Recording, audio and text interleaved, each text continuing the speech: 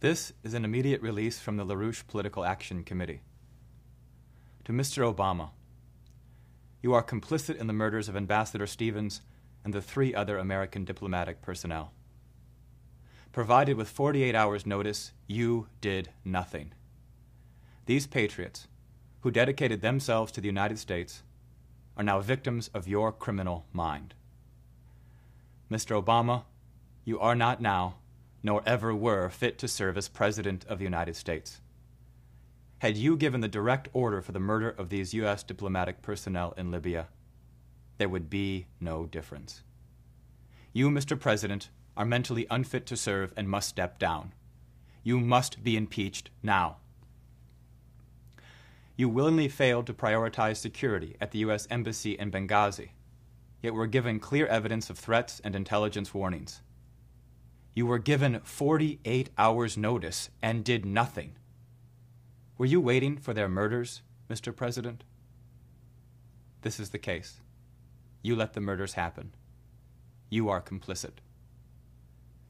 You have violated U.S. and international law with the illegal invasion of Libya and the murder of Muammar Gaddafi, and now have their blood on your hands.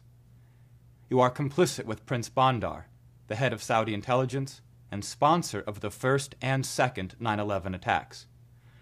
With your actions, you have unleashed a wave of Islamic extremist terror throughout the world. How dare you? Having knowledge of Saudi involvement of 9/11, you provided in the spring of 2009 immunity to the Saudi family. By doing so, you have protected the British Empire and its reign of international terror. You have continued to conceal key evidence in 9/11-1 and are now complicit in 9/11-2. You have issued extrajudicial murders against American citizens and continue to perpetrate weekly murders and executions through decree. Through the Tony Blair Doctrine, you have violated the principle of national sovereignty and have now brought the world to the edge of thermonuclear extinction, with threatened attacks on Syria and Iran, Russia, and China. What kind of son of a bitch are you? You are a traitor and must be held accountable by the U.S. Congress immediately. Mr. President, you are a criminal of the worst kind, comparable only to that royal disease, Queen Elizabeth. If you are not removed now, millions more, possibly billions, will perish. You must be impeached now. Mr. President, you are a killer. Let's look at the facts. On September 14th, the London Independent reported, quote, "The killings of the U.S. ambassador to Libya and 3 of his staff were likely to have been the result of a serious and continuing security breach. According to senior diplomatic sources, the U.S. State Department had credible information 48 hours before mobs charged the consulate in Benghazi and the embassy in Cairo that American missions may be targeted, but no warnings were given for diplomats to go on high alert and lockdown." End quote. The President and Secretary of State, in these circumstances, alone have the power to act, and they did not. From the beginning of your administration, you have protected the British-Saudi global terrorist network. You are now complicit in the second, British-directed, Saudi-sponsored 9/11 attack on the United States. In an interview on September 12th, Michael Hayden, a 4-star Air Force general and former director of the CIA, said, quote, "The UN Security Council resolution on Libya was bait and switch. It was never just humanitarian assistance. It was to overthrow the regime. As for how that affects the Russians, think about Syria. Actions have consequences.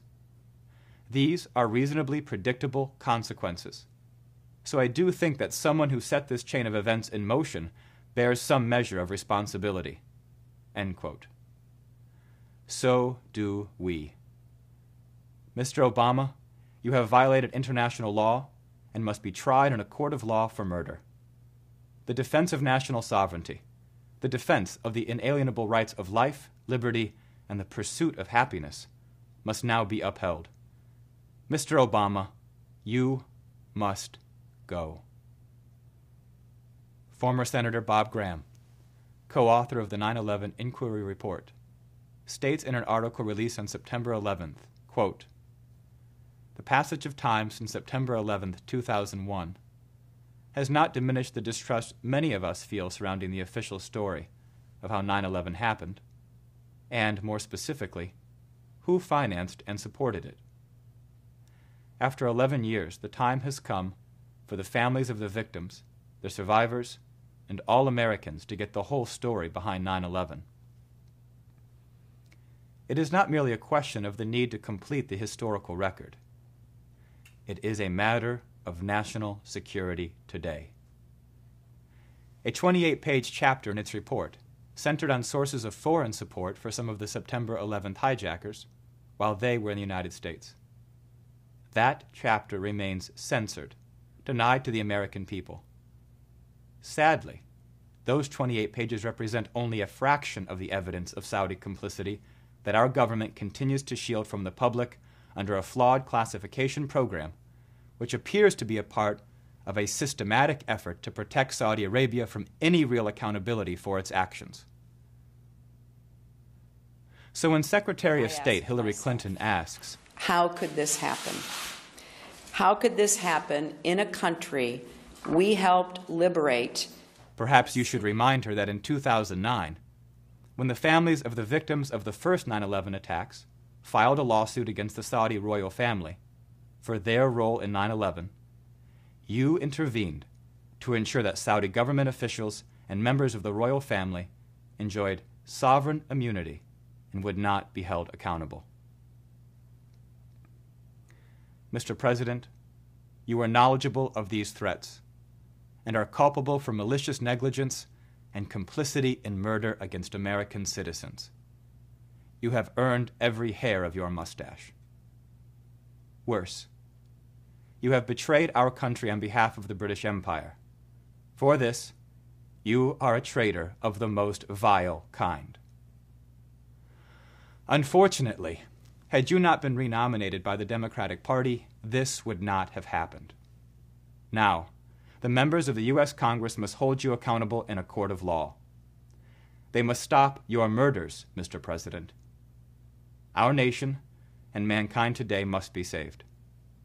Until this trash is hauled out, our economic crisis, our nation's collapse, will not only continue, it will become magnitudes worse. We are now on borrowed time.